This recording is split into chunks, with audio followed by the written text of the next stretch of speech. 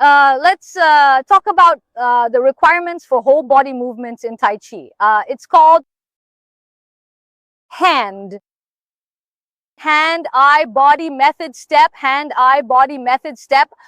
Method means the technique. Step means taking a step. So how should this footwork be done? The first requirement is the hand. As for the requirements, as we've mentioned before, it's like wringing a towel. There's a forward twist, a twist in the direction of the thumb. This kind of twisting is called reverse twisting, right? When wringing a towel, one side twists toward the little finger. This is called forward twisting. On the other hand, the side that twists toward the thumb, wringing the towel in the direction of the thumb, that's called reverse twisting. So there are two directions, two types of twisting. So during the twisting process, all movements are spiral. They're not just straight lines. That's why you need to leave this acupoint in the middle open, and then you form a certain directionality. Now, why are the hands the most important? Because whether you're actually facing an opponent or just doing things in daily life, the hands are the farthest part of the body. You definitely need to use your hands to pick things up. You use your hands to catch a ball too. It's always your hands. So the hands are the biggest and most obvious indicator. Then the second step, the order here is quite interesting. The second is the eyes, because the eyes reflect your mental state. We say focus your intention on the dantian, right? After you pay attention to the dantian, your hands and eyes concentrate here, and then your peripheral vision, more or less, follows your gaze. You focus your gaze on the main purpose of the hand that's about to act. It's about the direction. You're not staring at the flesh of your fingertip, looking at something specific like that. That's not it. As long as your intention is aware of that direction, that's enough, okay? It's more or less in your peripheral vision, and what you want to show is your mental state, calm and composed. Your energy should be settled here, right? Also, it's not that specific, and sometimes it varies from person to person. For example, when we talk about 6 peaks and 4 sides, when you're doing this movement, right?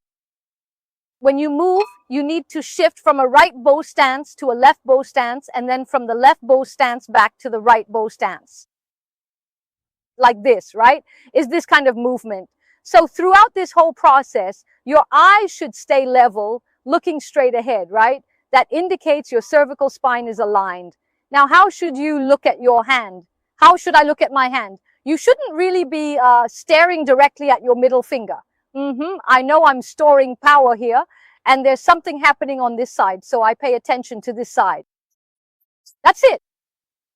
Then I need to check over here to see if there's anything. Just take a quick glance, or even do it very quickly.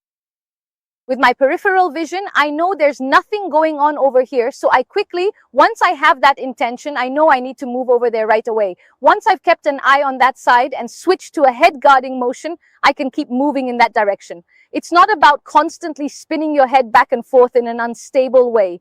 Getting distracted like that is actually incorrect. As long as you understand this point, that's enough. So the second important thing is the coordination of eyes, hands, and eyes. So what's the order after that?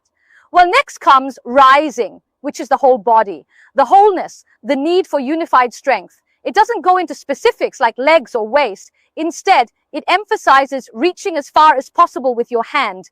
After talking about the hand, then comes method. Only then does it get specific. What you should do in each direction, how you should act in each situation. You need to follow those methods, and only after that comes not. The least important thing is stepping. Everyone knows how to take a step, so it's put at the very end of the order. That's why I find it so interesting. When guarding the farthest place, people are at their smallest. Even babies start by using their hands. That's just how people are. Being able to use hands is a human trait. It's what distinguishes humans, the use of hands. The eyes indicate whether your mind is steady or not, whether your attention is focused or not. Only then does your whole body follow and come together. Then, in terms of technique, you need to know how each movement should be done following a certain method, right? And only after that comes stepping, which is a bit more difficult. Even when you're not moving, there should still be left and right transitions and so on. That's also a kind of dynamic stepping. So, you need to remember this order. hands, eyes, body, technique, and steps.